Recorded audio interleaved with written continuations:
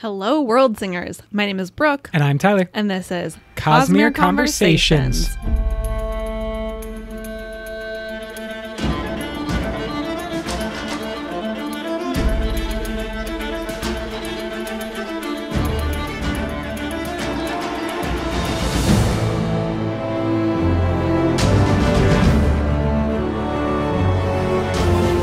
Welcome back, everyone. It has been an exciting couple of weeks. We are looking at Harmony or Discord from our last episode, and now we're going to jump over to the other major shard power in the Lost Metal, which is, of course, Autonomy.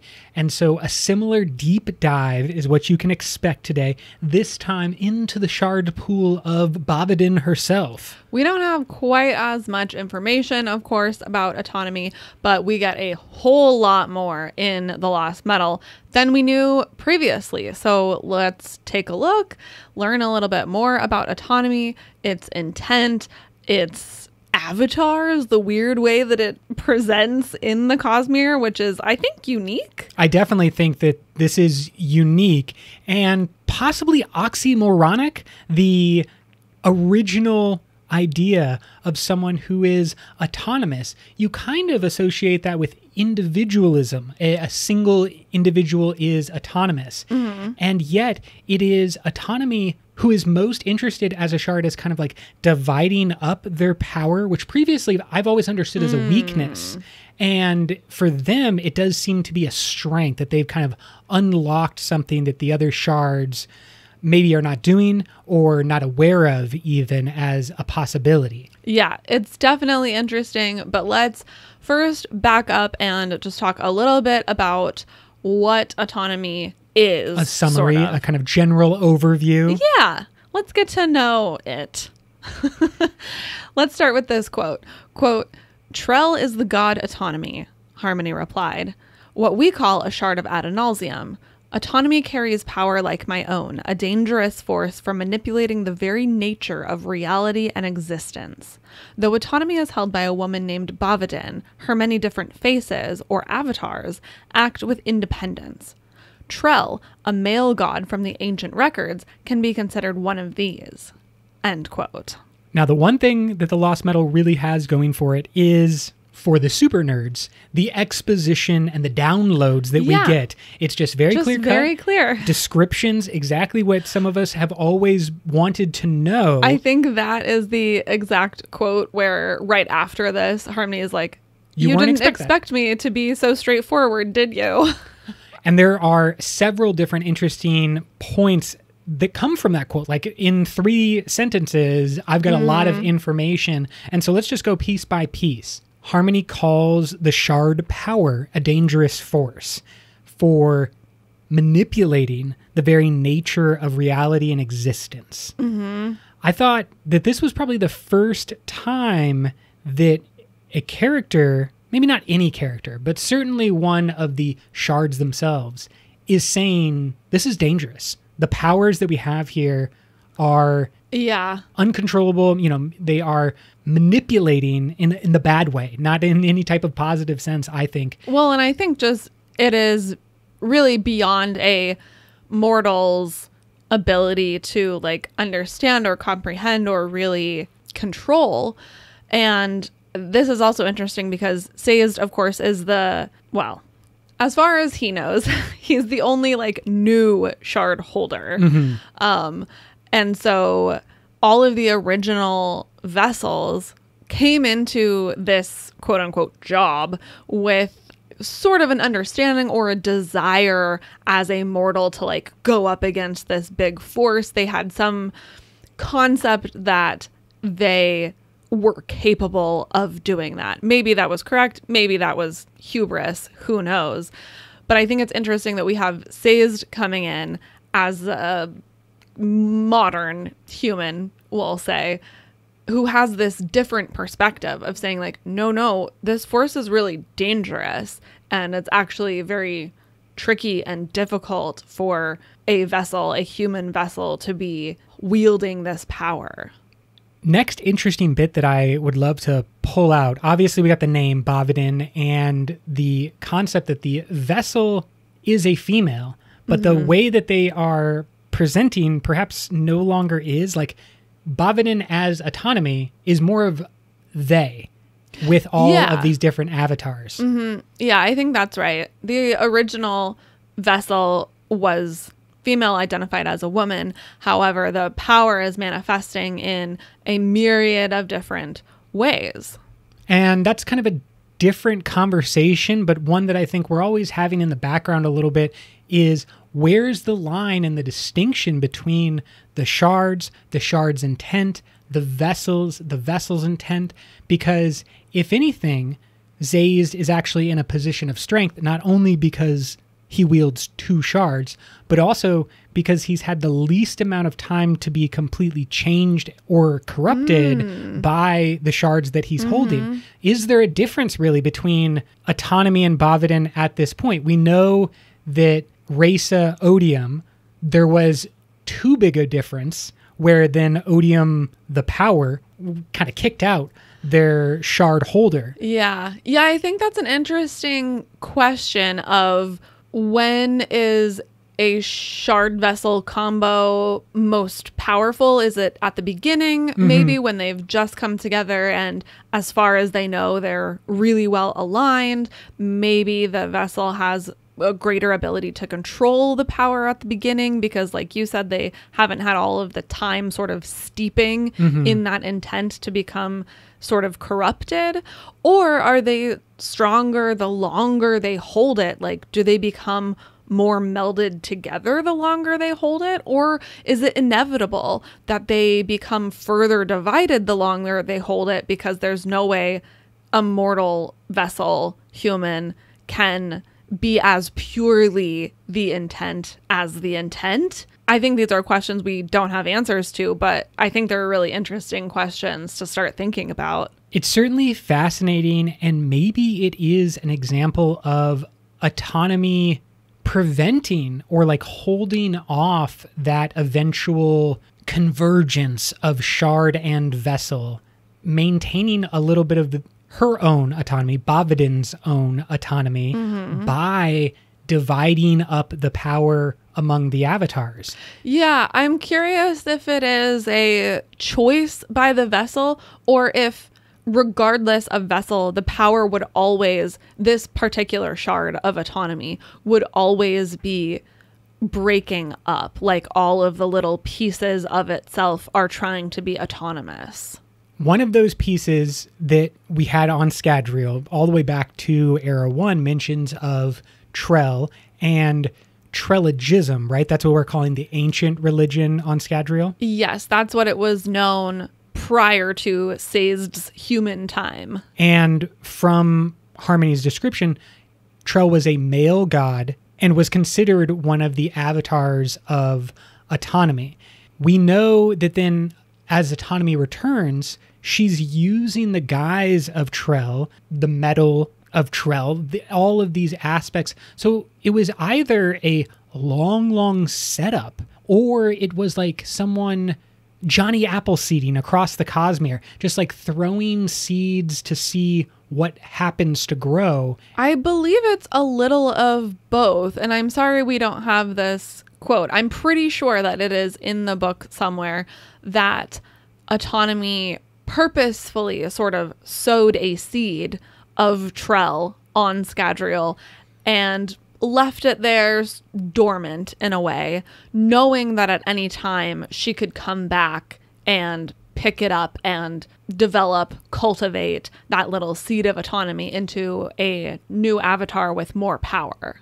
And I think that what we have learned from Rashar, we talked about this a little bit in our Harmony or Discord episode, but the concept of the longer a invested thing is in a certain physical location, like Odium on Rashar, the more the location and the shard become bonded or become one. And Odium is now part of Rashar and the song of Rashar and the rhythm of war. Odium is an essential part.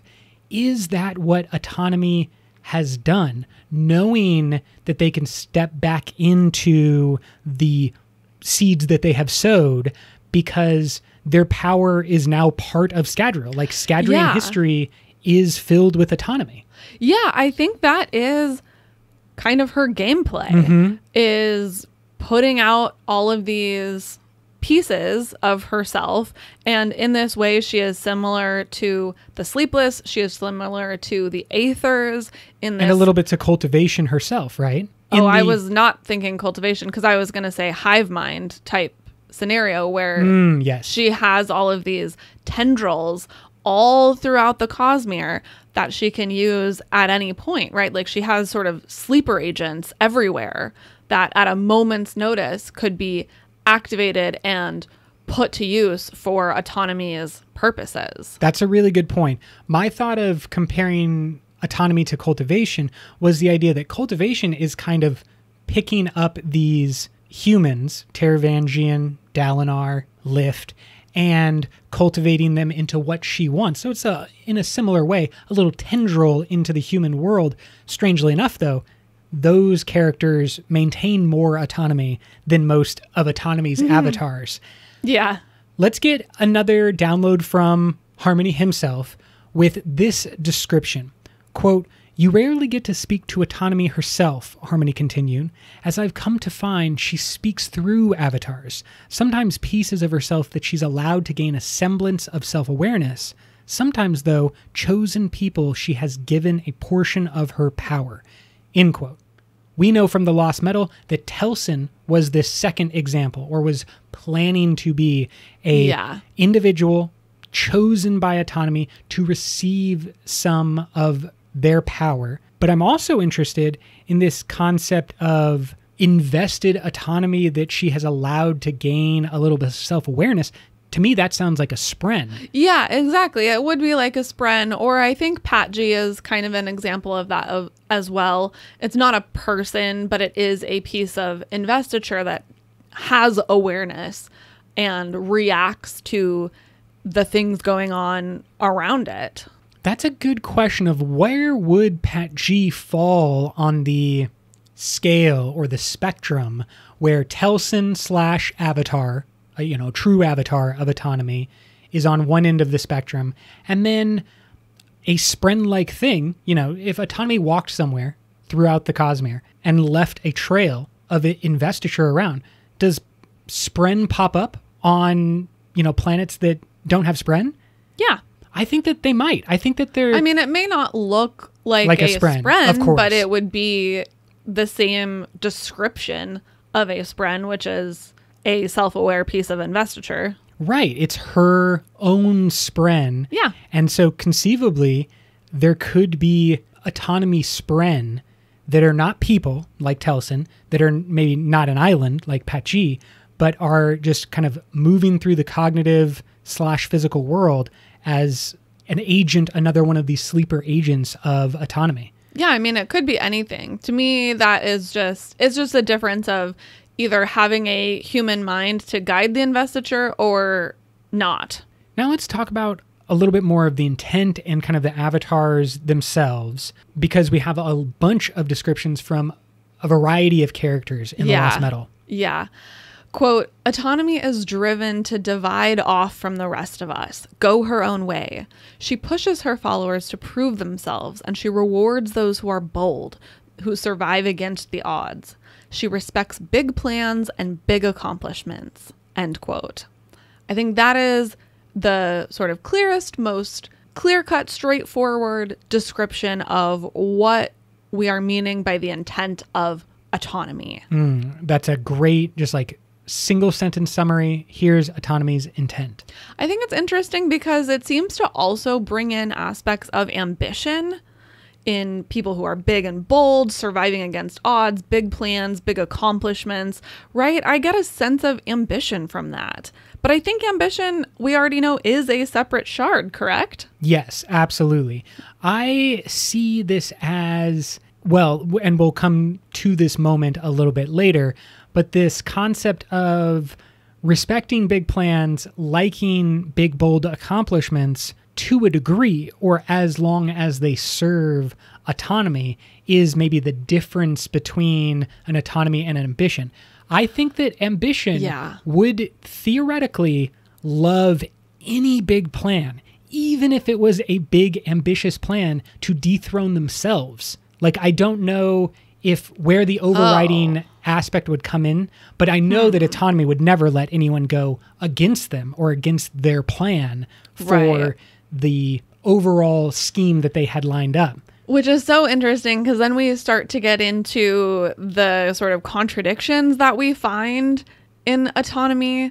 And here's where this quote from Moonlight can shed some light. Quote, "She claims she wants everyone to be individual, gives them each a little house that is distinctive from the others, but only in a way that fits her plan, her desires. It's fake individualism, a corporate uniqueness, like an advertisement telling people to go their own way, be their own person, by buying this product like everyone else." End quote.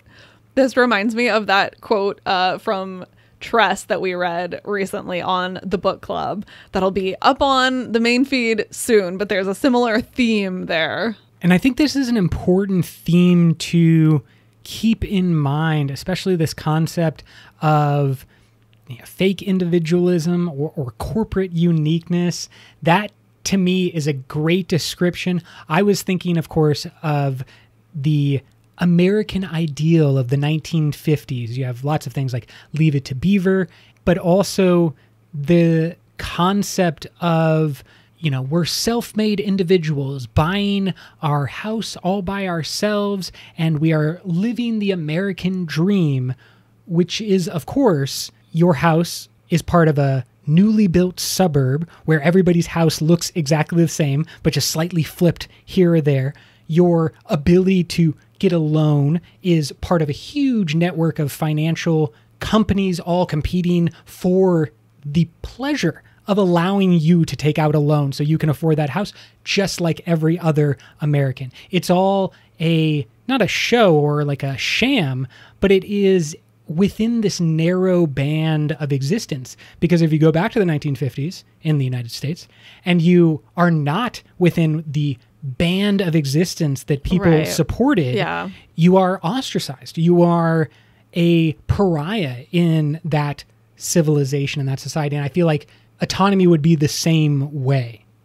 Yeah, which is not, it doesn't seem like Autonomy. Right. Right? So I think then we start coming back to this question that we have been circling for many weeks now about what we can believe about the intents of these shards, and if they all have a heads and tails situation going on, where if heads is harmony and tails is discord, maybe heads is autonomy and the tails is conformity. That's a really interesting concept. And we talked about the total possible spectrum of shards, being in place for every shard, and harmony having a broader range because they are holding 2 shards. And so it just creates a wider spectrum of possibility. But I do find myself liking this concept more and more, that there is a range within each of the shard powers where a lot of stuff is possible. And I think I'm excited to see how Taravangian will be different from Rasa as the vessel of Odium, because that's probably the best example we're going to have anytime soon in regards to what does it look like when the only new variable is the introduction of a new vessel. Right. Not necessarily what Harmony has, which is combining 2 shards. That's way beyond what we're seeing with Odium and Taravangian. And I think I won't reiterate our argument, but they are a single shard harmony. You can always follow us along on the social media and give us your input and thoughts on the question, is it harmony or is it discord? America's favorite game show is just sweeping the nation, and I feel like this is going to go on at least until Era 3, but for many years we could... Yeah, I mean, until we get a definitive answer, which we already have very clearly in the text, but we'll wait. I think what we're doing here is we're kind of undercutting the text in a lot of ways. Or if we're going to compare it directly to Autonomy, a simple description of Autonomy would not include many of the things that we are seeing in the text of the books. Yes. And so that contradiction, as you said earlier, is where my doubt comes from and where these kind of questions boil up from. If Brandon says an explicit thing in regards to what autonomy is, I could take that and run with it. But then if there are counterexamples in the text, then I get all confused. And I think that's where some of the conflict is coming from. I like that there is more complexity, it seems, to each of the shards, and it makes me excited to dig into the other shards as well and try to see what complexity exists there. Let's go back to Moonlight, who has this to say, quote, "Autonomy's investiture has a life of its own, and so each version of her becomes its own thing over time," end quote. Yeah, I think that is how and why the power continues to create avatars. That makes me think that it is a function of the power and not something that the vessel Bavadin is necessarily choosing to do. I think Bavadin is channeling that fact to serve her and to serve her goals, right? And putting the avatars where she wants them, when she wants them, etc. But I think the power itself would be fracturing in this way regardless. To me, that's the biggest question about Autonomy's avatars is it fracturing, or is it like a...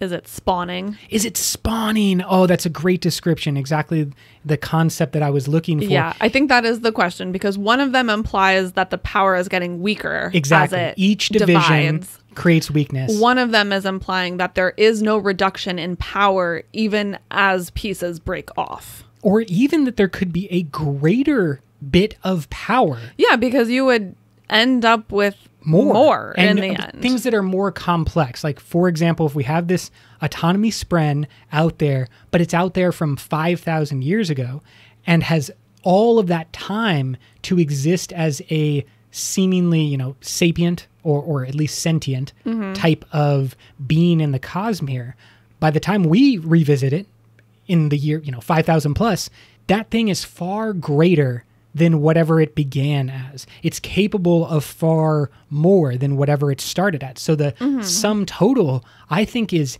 increasing. And it might be increasing by such a minuscule amount compared to the vast power of a shard that maybe nobody else is really paying attention until all of a sudden it's too late. Where I think Odium is very clearly trying to destroy shards to be the only one remaining.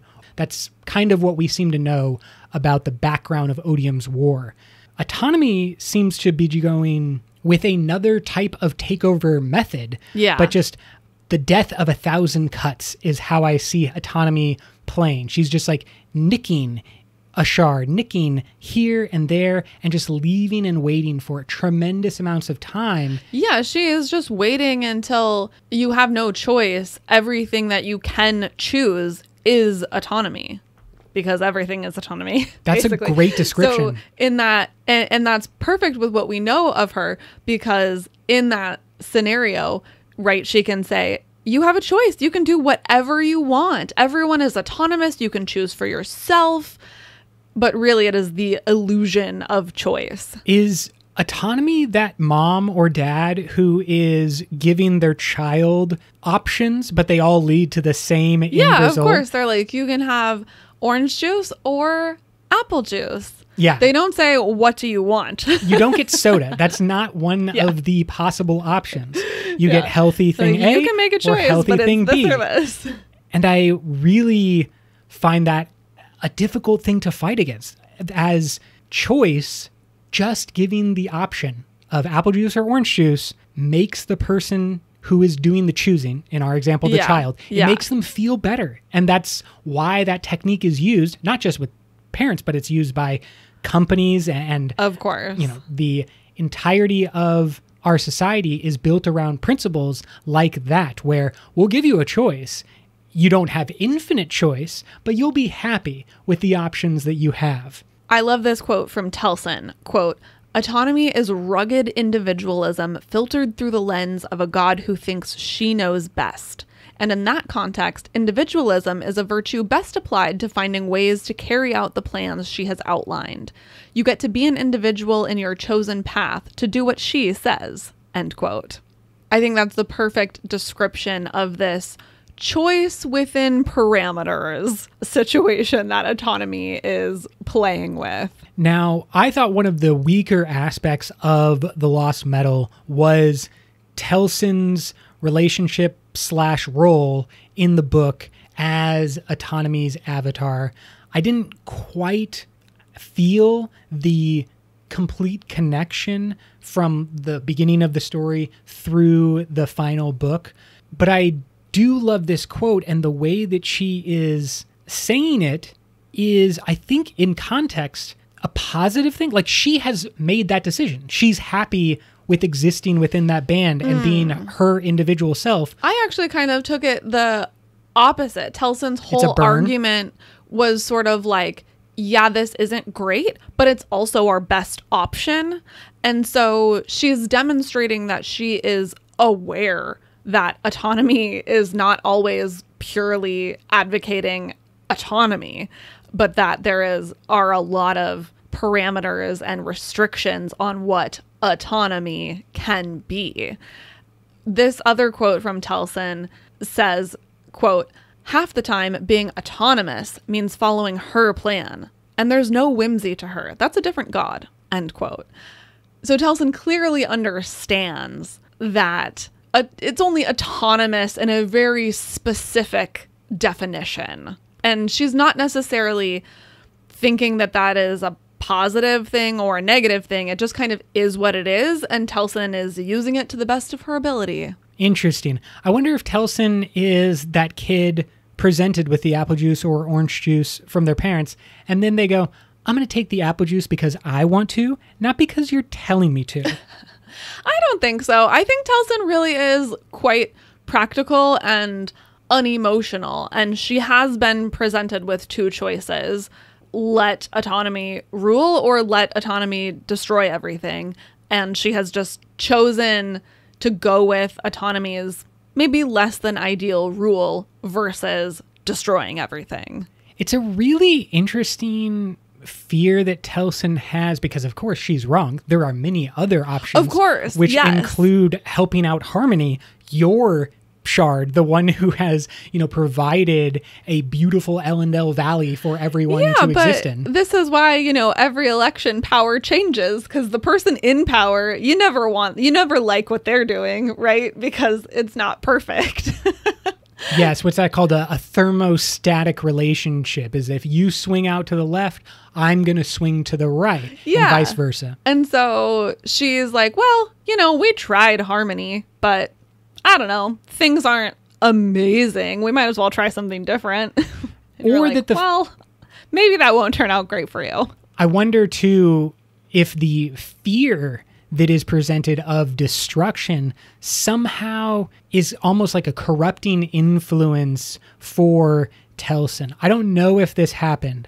If Autonomy gave Telson some type of vision of the destruction that was possible, perhaps that makes more sense then. If she's coming from a headspace where she's seen the war that Autonomy is planning and she doesn't want that. But if it's if someone told you that they were going to set off an atom bomb in the middle of our area and everything within, however many thousands of miles was going to be completely destroyed, like all life, everything just gone dead, would you be like, I'll take a chance on that? Or would you be like, I don't want that to happen, I'll take the other thing? I personally would try to, help. I'd pull a stairs. I try to help everyone evacuate. Oh my gosh. But I think that it's just a weird position for Telson to be in as someone who's just not, like, you're making bad decisions and it's bumming me out, Telson. Yeah, but what do you expect from Telson? I expect better. I expect people to not join an army and to, assist an army from a opposing god, even if you have problems on your own world. The false choice that has been presented between Autonomy is going to take over or Autonomy is going to destroy everything. And Telson's like, well, I guess I'll help Autonomy take over.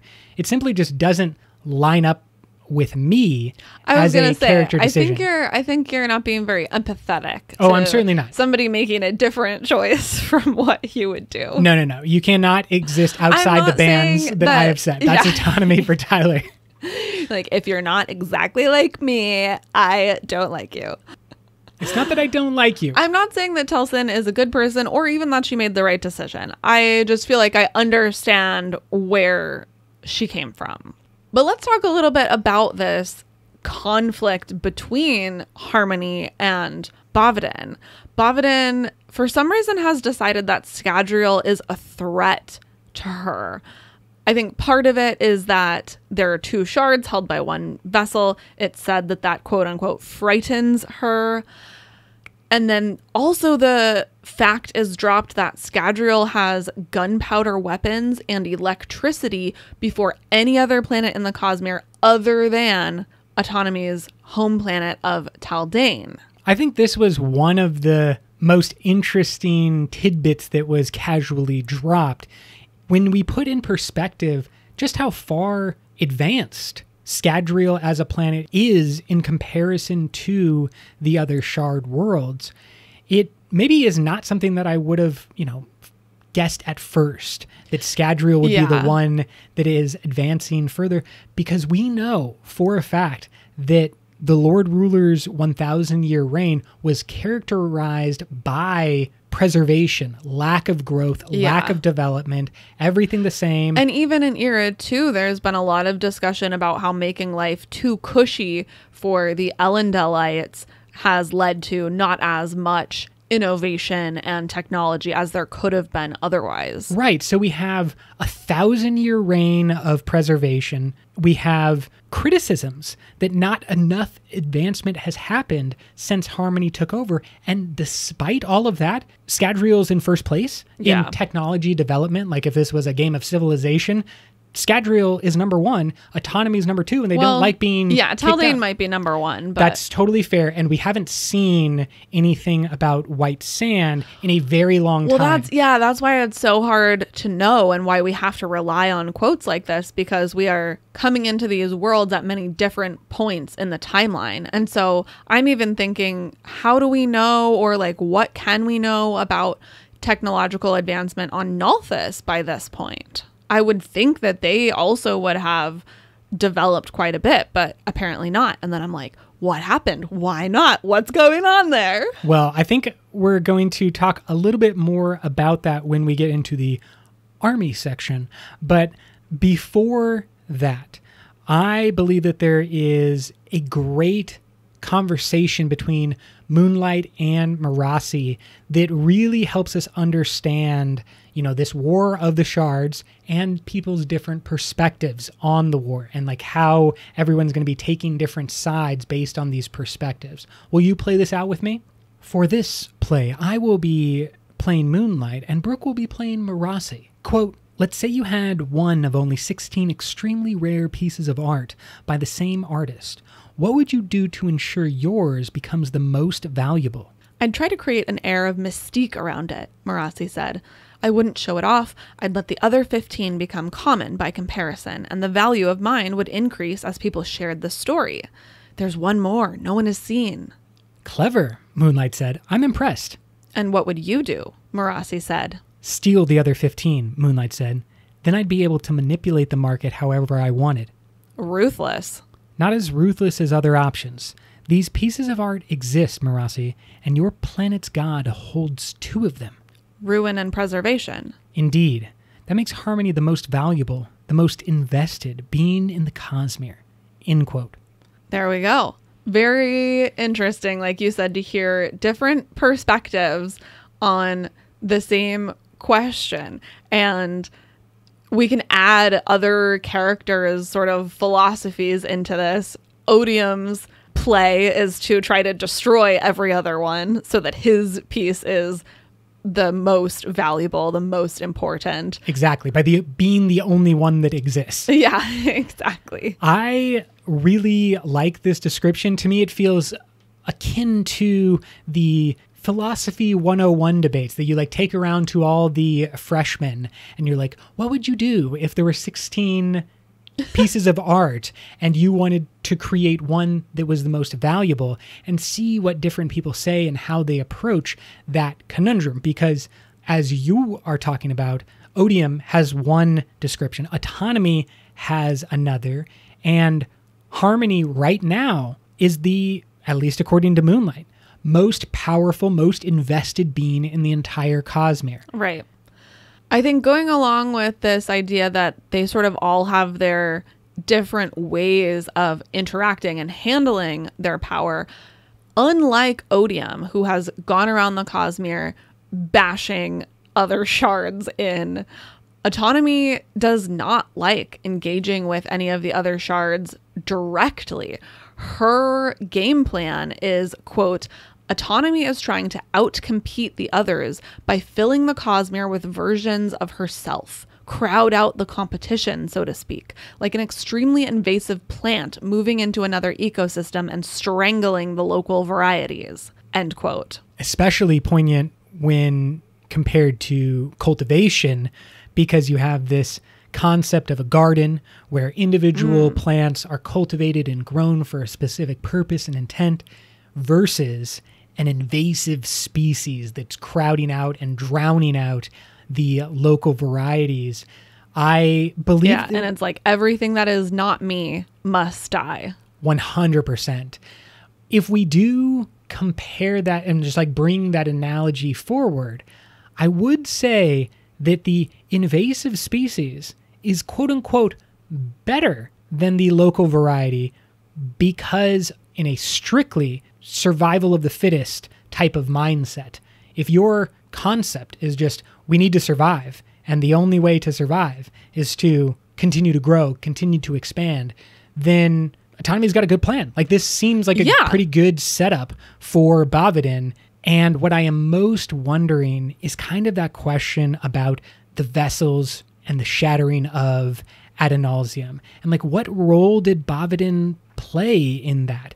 Where was their mindset coming into the shattering of Adonalsium that led them down this path? I'm interested in why Autonomy is one of the 16. We know that Adonalsium could have been broken into a different 16 shards with different intents. Mm-hmm. And so, like, I'm curious what the conversations were about choosing the iteration that included Autonomy. I mean, I guess, like we've been talking about, maybe this particular manifestation of the idea of autonomy is not something that would have occurred to them beforehand. And they were kind of just thinking like, oh yeah, cool. That one will probably just hang out by itself, not bother anyone, seems harmless. And didn't quite expect this precise way that it would exist and interact with the Cosmere. Okay, here's my middle of the episode hot take question. I just want to get a quick reaction from you. Do you think that Bavadin / Autonomy would be interested in reforming Adonalsium into one thing? No. Interesting. I kind of feel like that's their vibe. No. They want to be like an invasive species, to take over and then be the only thing around, right? Yeah. So if you're very selfish, you could say, I'm the only thing around Autonomy. But if you were more open to experiences, we'll say, you could also be like, Adonalsium is one thing, and reforming Adonalsium would have all of the power under one banner again. Like, but maybe I think this is where Odium and Autonomy are similar, though, in that they do not want to take on another shard and change their intent. That's a good point. Odium wants to remain Odium. That's why he's not picking up other shards. He's destroying them. Right. Autonomy seems to be doing the same thing. I don't think that Autonomy would react well to being attempted to be combined with any other shard because it wants to be autonomous. And as soon as it merges with something else, it is Autonomy no more.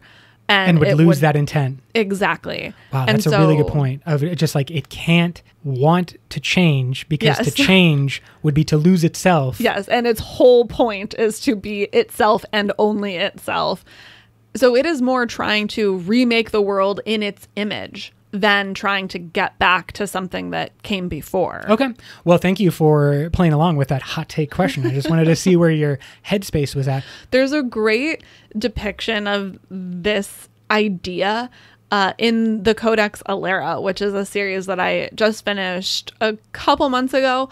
I enjoyed it, and the main adversary is a very similar Autonomy. idea, which is really interesting to explore. So if you want more of this idea, there's my series rec for you. Fun. How about we talk about some perpendicularities? Because there was some unique things happening throughout the Lost Metal, and because it's unique, it's also like an indicator. It's a little bit of information that I feel like Brandon is giving us. Okay, I want to know what you have to say about this. Let's go back to Moonlight, who was throwing out lots of good details. She's got some good knowledge.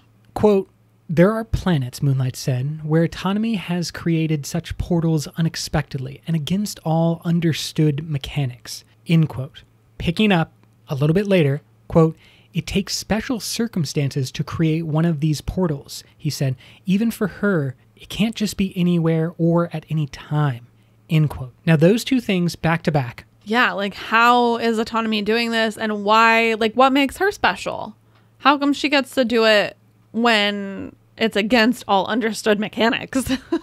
And understood mechanics according to Moonlight in that quote specifically. According to the Ghost Bloods, I guess.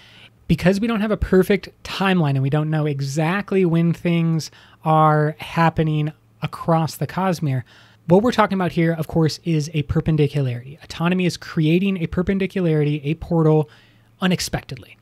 Who else can create portals unexpectedly? Unexpectedly, but also needing to be at a specific time. Right. That's a limit that I don't think we see with Dalinar, the bondsmith. Dalinar is able to create a perpendicularity seemingly at will, seemingly at any location, because he does it multiple times throughout Rhythm of War. Yeah. And I'm wondering why there are physical limitations on Shards creating a perpendicularity, but seemingly not on Dalinar. And I wonder if that has to do with the idea of the bondsmith unchained, where even though the Shards are very, very powerful, they might still have some limits. For example, this one being like, you're physically limited on where perpendicularities can exist. I don't know why that would be with so much power. You would think that a Shard would be able to snap their fingers and any perpendicularity that they wanted would appear. Well, I don't know if that applies as much to the physical limits. I would imagine that the physical limit is simply there needs to be a lot of investiture all in one place. And so having all of the Metalborn that have been collected by the set sort of provide a focus location. And then I also imagine that the location in Shadesmar would matter. For example, you wouldn't be able to create it in the middle of the ocean in Shadesmar or somewhere in Shadesmar that is really inaccessible, right? Because you wouldn't be able to get your army in. Okay, so that's those are what I interesting. imagine as the physical limitations. Because from Yasna, the little bit that we know about traveling through Shadesmar as an Elsecaller is that it's very difficult and that the opening and closing, the timing is significant. And so that might be the restriction that she's dealing with, is her army is somewhere in the physical Cosmere.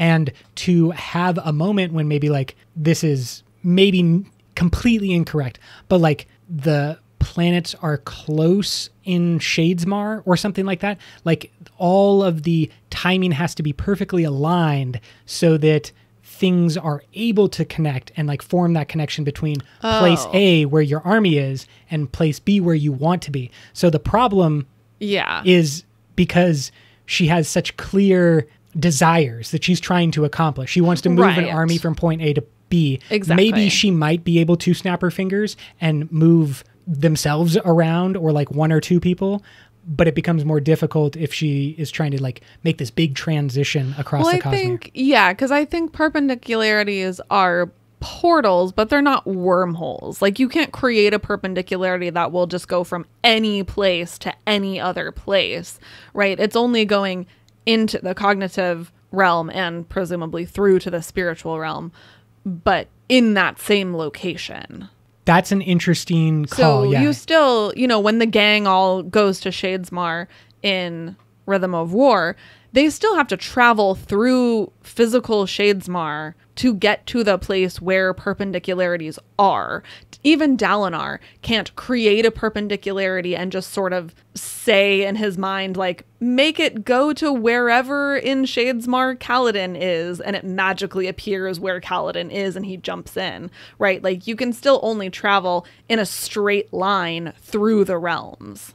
I think that if you're that like is sticking a pencil through three piece of sheets of paper. Yes. Yeah. I think that's really the rub, is that she's already pierced one of the pieces of paper that is her beginning place, right? She's started with her army is here, and therefore she's limited on the time and the space where she can be. I wonder too, as you mentioned, there's a necessity of having these invested people all densely packed in the cave, held by the governor, being experimented on.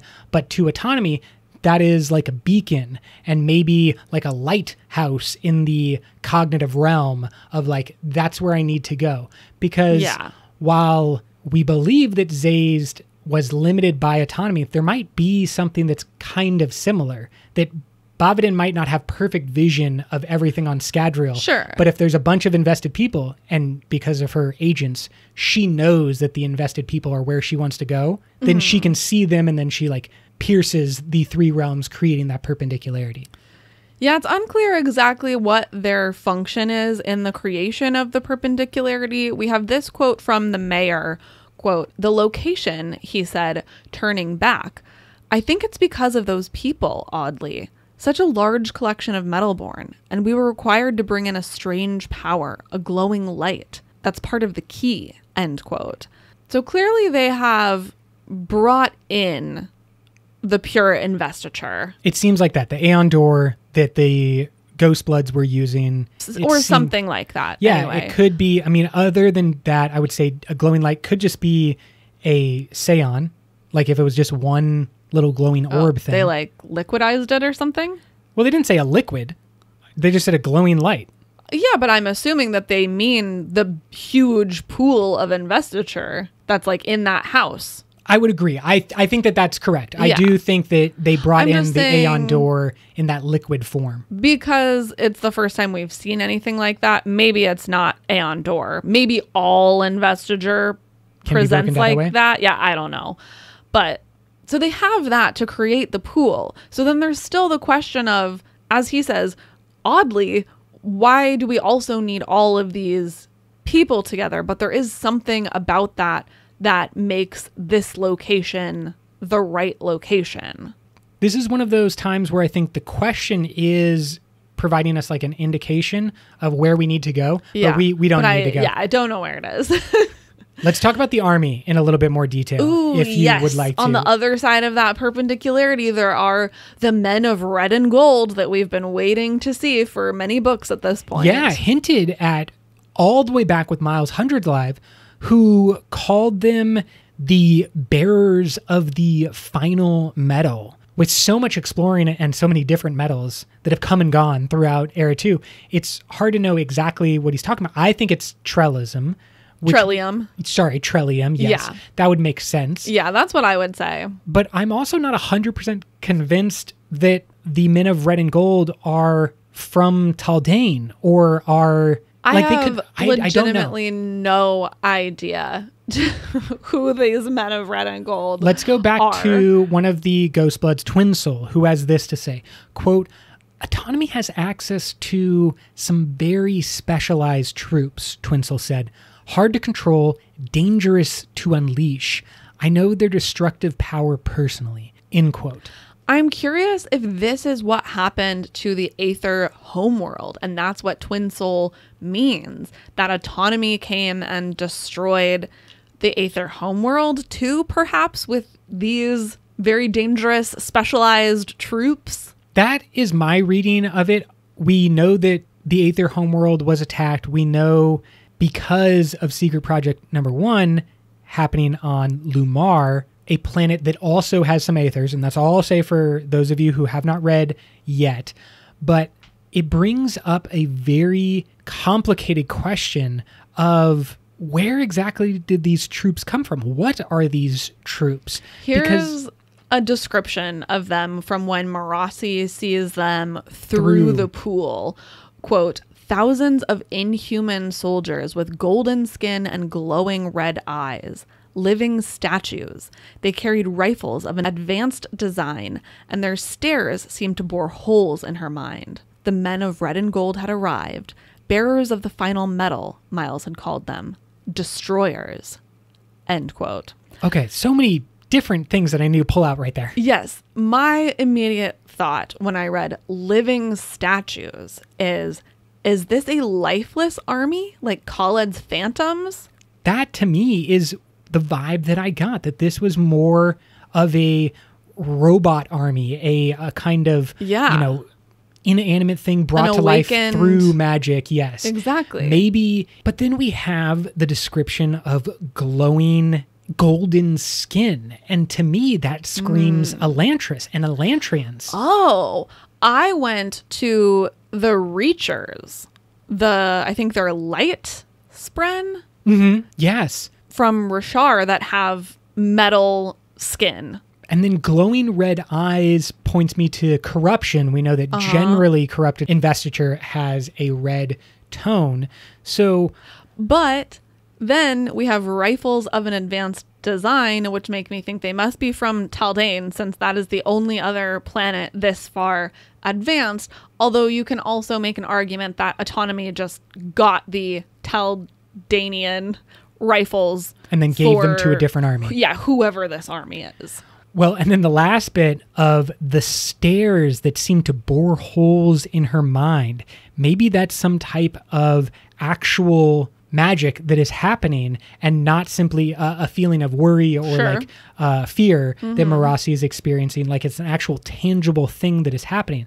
So again, from that description, we have a lot of different possibilities, which leads me to, and this is like my big takeaway from the Lost Metal, is I think that this army is of multiple different things, as the best armies throughout history are. You don't just want foot soldiers, even if they're, someone great like the Roman military back in the day. Great foot soldiers, nice shield, cool, work together. That's all lovely. But the introduction of cavalry, the introduction of artillery, the introduction in our modern world of aircraft and naval vessels, all of that makes a military more capable and dangerous is when they are more diverse. You don't need to just have a wave after like human body. You think that like all of that is existing in a single person, sort of? Like each man of red and gold is the artillery and the cavalry and everything else? Oh, no. I'm saying I think that this is like a combo army. I think we could be You think there's more than just these men? What I'm saying is I think that each of these individuals, the thing that is both dangerous to unleash and hard to control, the things that are living statues, I think that what we have here is an example of that. All the different technologies of a military in a single individual. Each of the living statues is capable of doing everything. Right. They are, I don't know if this is correct, but they could be, magically powered Elantrians with weapons from Taldane who are lifeless, awakened armies from Nalthis that are using Stormlight to power themselves. That would be a huge stretch.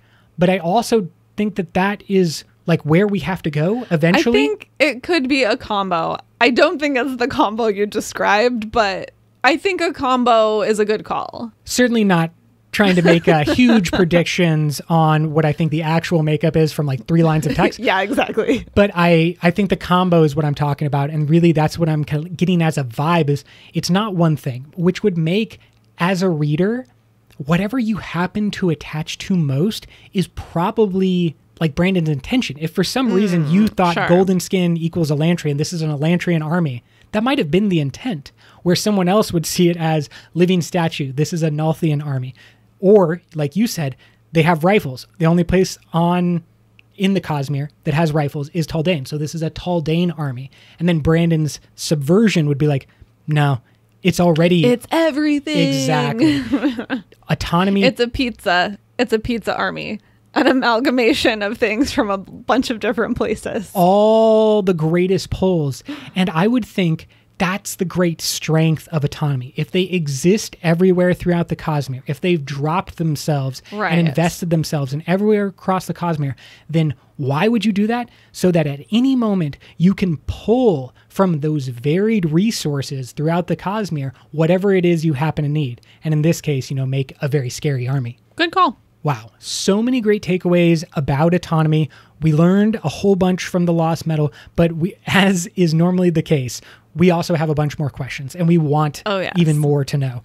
If you have thoughts about this episode on Autonomy or any of our past episodes about what is going on in the Lost Metal, reach out to us on social media. Join us over on Patreon for early episodes, fun book clubs, and all of the great content going on there. Thank you all for being listeners. Brooke, can you take us away? Until next time, life before death, strength before weakness, journey before destination.